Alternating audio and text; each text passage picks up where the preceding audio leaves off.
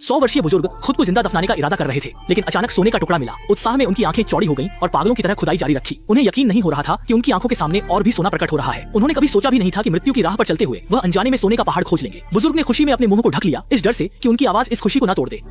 इन सोने के साथ उसका बाकी जीवन बेफिक्र बीतेगा, पर उसे नहीं पता था कि यही सोना उसे अनंत गहराई में खींच लेगा। वृद्ध व्यक्ति अपने सोने के साथ शहर की ओर बढ़ा, नई जिंदगी की तैयारी में था, लेकिन फिर भाग्य ने उसे धोखा दे दिया। हार चुके नाजी सैनिकों का एक समूह उसका रास्ता रोकता है और जैसे ही उन्हें सोना दिखता है वे तुरंत बूढ़े को लूटने लगते हैं, जिससे वह गुस्सा हो जाता है। इतने सैनिकों के सामने वह चुप रहकर सहने के अलावा कुछ नहीं कर सका। उसे उम्मीद नहीं थी कि सैनिक इतने निर्दयी होंगे। उन्होंने उसका सोना छीना और उसके कुत्ते को भी नहीं छोड़ा। इससे वह बुजुर्ग क्रोधित हो गया। जो सैनिक बुजुर्ग का मजाक उड़ा रहे थे उनमें से एक के सिर में गोली लग गई और दूसरा कुछ समझ पाता उससे पहले ही बुजुर्ग ने उसे चाकू मार दिया। गुफा में मौजूद सैनिक ने मशीन गन उठाकर फायरिंग शुरू की, लेकिन गोलियां उसके साथी सैनिकों को ही लग गईं। अभी एक पल भी नहीं गुजरा था कि सभी सैनिक मुफ्त का खाना ले चुके थे। कुछ सैनिक संतुष्ट हो गए थे, लेकिन खतरा खत्म नहीं हुआ था, क्योंकि दूर से टैंकों की गड़गड़ाहट सुनाई दे रही थी, जिससे उसे तुरंत खतरे का एहसास हुआ।